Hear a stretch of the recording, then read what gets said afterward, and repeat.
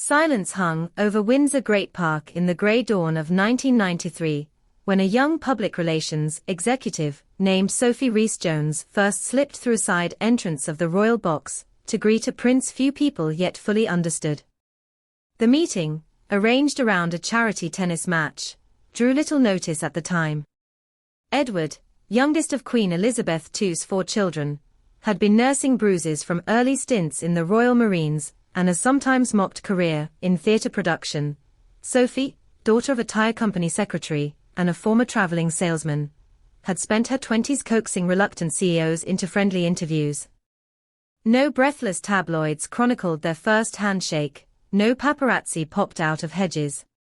And yet 3 decades later that private encounter has quietly reshaped the House of Windsor, culminating in a 26-year marriage that now stands as the most durable, least scandal-tarnished union in the senior line of succession. Their love story has always played out in the soft focus between louder royal headlines. When Edward finally proposed in January 1999, he did so in the drawing room of Bagshot Park, with a Gerard-crafted engagement ring, a 2-carat oval diamond flanked by heart-shaped stones, set in glinting white gold. Courtiers called it tasteful rather than ostentatious.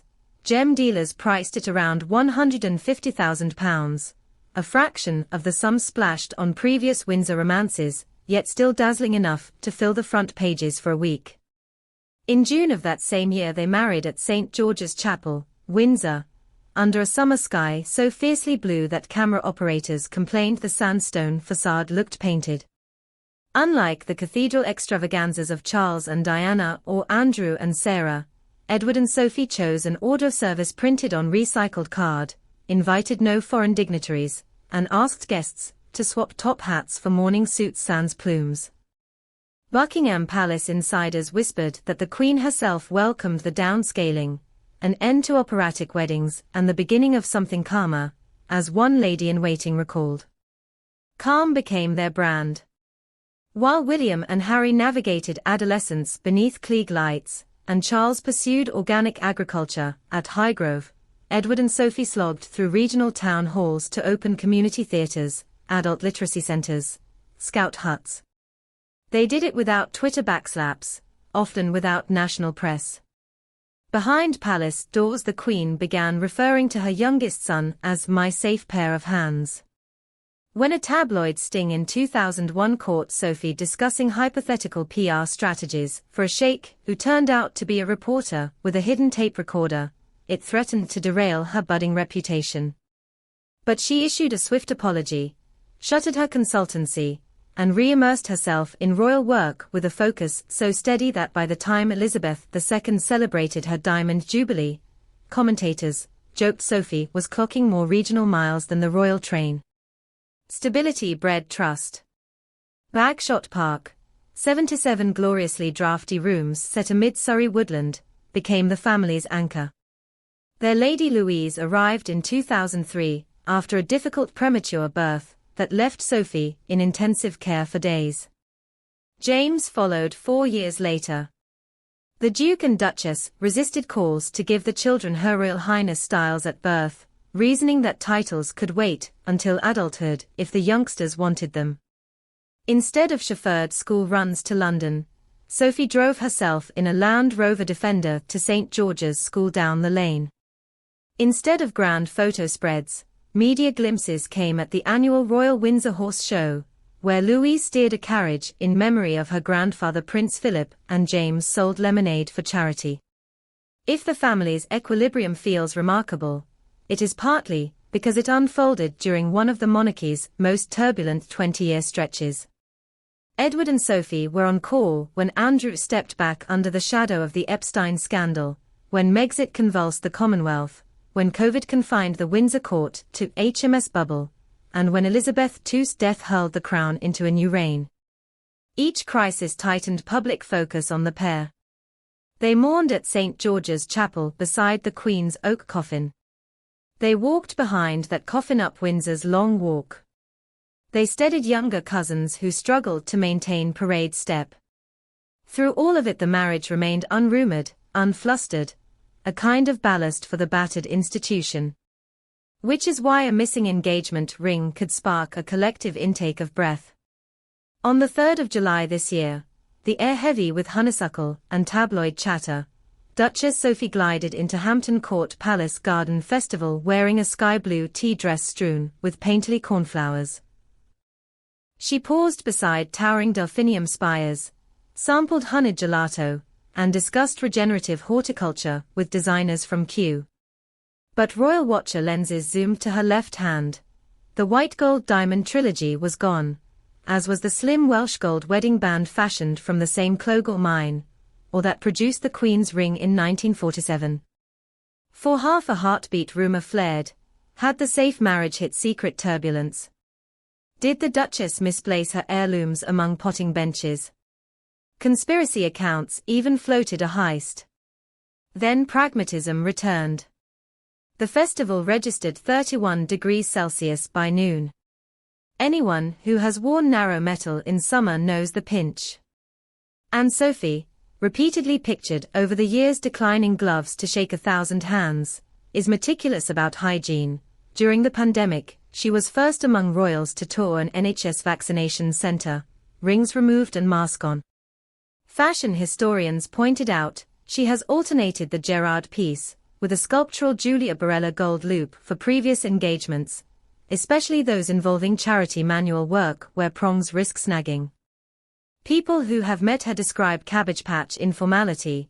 She totes plasters in her clutch for children's blisters. She once loaned a hair tie to a teenage cadet during a gale-blown Sea Cadet review. In short, Sophie removes rings when rings get in the way. 2 days later, she wore them again, while presenting Police Bravery Awards at the Honourable Artillery Company. The diamond caught late afternoon sunlight, and threw sparks across the drill square. Non-story quietly over. Yet its microlife spoke volumes about our fascination with matrimonial tokens, and about this couple's unshakable confidence that tokens, while lovely, are not the marriage. As Edward turned 60 earlier this year, he granted a rare interview to a regional newspaper that covers the Duke of Edinburgh award scheme. Asked the secret to enduring partnership, he laughed. Shoes off at the door, kettle on within 5 minutes, and no headlines on the telly during supper. Sophie, interviewed by a blindness awareness podcast weeks later, echoed the sentiment. We try to pack light emotionally. You put things down, pick them up again, but you don't lug them around forever. That packing light underpins their public persona. It explains why Edward flew alone to St. Helena last month to inaugurate a youth leadership camp, while Sophie opened a mobility dog training arena in Nottingham. It explains why they can spend an anniversary apart, without tabloids screaming separate lives. They know that devotion measured in shared purpose does not dwindle in separate time zones. Their next shared purpose looms: stewarding the Duke of Edinburgh Award into its 70th year. Prince Philip's global youth program weathered pandemic shutdowns and now rebounds with record enrollment. Edward has chaired trustees since 2015. Sophie has quietly spearheaded accessibility reforms, ensuring visually impaired and neurodivergent teenagers can attempt challenges once deemed impossible. Insiders say the couple plan to mark the scheme's platinum anniversary, with a world tour eclipsing even Philip's legendary 1956 Commonwealth voyage. Long marriages, like old gardens, flourish through seasons of unseen tending, roots strengthened when no one is looking. The Duke and Duchess of Edinburgh now inhabit high summer, blossoms fully out, branches resilient. One ringless afternoon at Hampton Court did nothing to wilt them. If anything, it reminded Britain that its monarchy, so often caricatured as diamond-studded pageant, is also powered by ordinary human calculations: heat, swelling fingers, sticky ice cream, a decision to leave precious metal on the nightstand because comfort beckons. That glimpse of ordinariness may be the Windsor brand's most valuable currency as it navigates storms ahead: constitutional referenda, environmental crises, social media verdicts rendered in seconds. Edward and Sophie, apprenticed to steadiness, are the brand ambassadors in chief. They demonstrate that longevity in love and in service grows not from spectacle, but from the everyday choice to show up ringed or unringed, headline or footnote, always together at the close of day. So when you next see a photo of Sophie bending toward a child with a guide dog, or Edward laughing as he wields a spade beside award participants on a windswept Scottish hillside, remember the jewelry you don't see.